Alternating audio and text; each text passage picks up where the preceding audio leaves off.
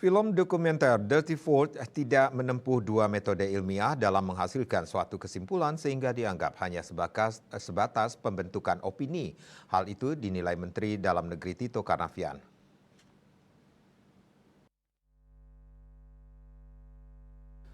Dua metode ilmiah itu menurutnya adalah congruent method atau metode congruent dan tracing method, metode pelacakan.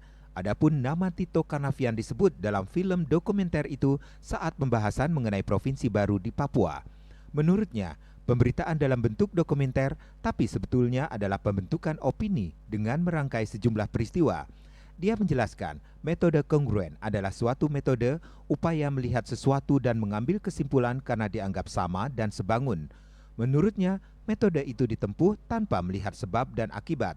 Ketika membuat hipotesis, hal ini boleh dilakukan, tapi jika ingin membuat tulisan yang betul-betul akurat, harus menempuh proses tracing.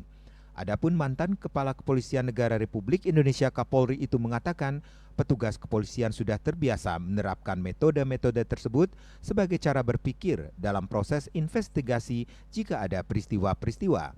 Dia mengatakan, metode kongruen tidak bisa dijadikan alasan pasti tanpa proses pelacakan. Menurutnya, proses pelacakan pun harus dilakukan dengan menjajaki semua sebab dan akibat jika ingin menentukan pelaku atau tersangka. Maka dari itu, menurutnya, tudingan terkait namanya yang disebut berperan dalam pemenangan pasangan calon atau paslon tertentu karena adanya pemekaran provinsi di Pulau Papua masih sebatas kongruen tanpa menempuh proses pelacakan. Dia menjelaskan, pemekaran provinsi di Pulau Papua itu dilakukan sebelum adanya koalisi partai-partai dan pasangan calon untuk pemilu. Menurutnya, pemekaran provinsi di Papua bukan merupakan inisiatif pemerintah, melainkan dari DPR dan aspirasi masyarakat. KMP Bali Pos melaporkan.